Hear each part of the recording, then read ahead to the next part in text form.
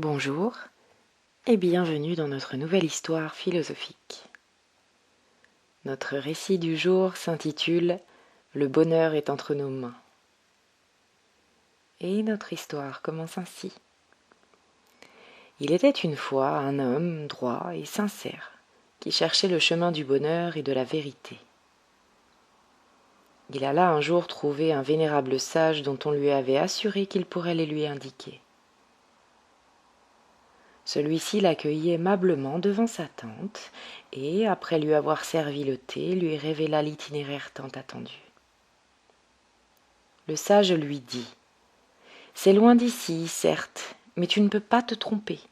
Au cœur du village où je t'envoie, tu trouveras 3 boutiques, et là te seront révélés le secret du bonheur et de la vérité. » Le jeune homme, plein de joie et d'entrain, prit la route. Et la route fut longue.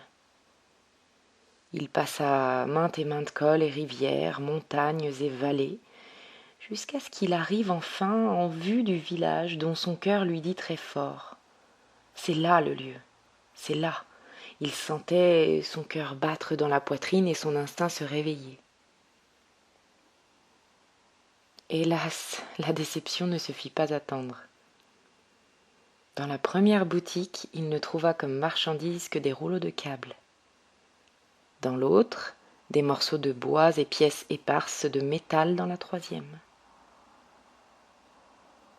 Las et découragé, il sortit du village pour trouver du repos dans une clairière voisine.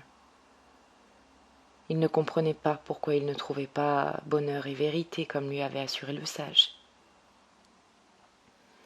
La nuit venait de tomber. La lune remplissait la clairière d'une douce lumière, lorsque tout à coup se fit entendre une mélodie sublime. Le jeune homme se demandait de quel instrument pouvait-elle provenir. Il se dressa tout net et avança en direction de la musique et de son musicien.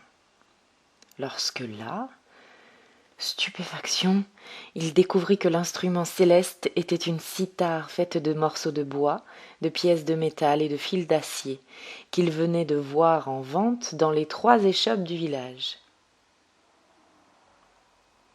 À cet instant précis, il connut l'éveil. Il comprit que le bonheur est fait de la synthèse de tout ce qui nous a déjà été donné, mais que notre tâche d'être incarné est d'assembler tous ces éléments dans l'harmonie. Alors à nous, à vous, à moi, à tous ceux qui un jour écouteront ce conte et trouveront ce chemin, à nous de rassembler les ingrédients de notre propre bonheur, car personne ne le fera jamais pour nous. Soyons le musicien de notre propre symphonie.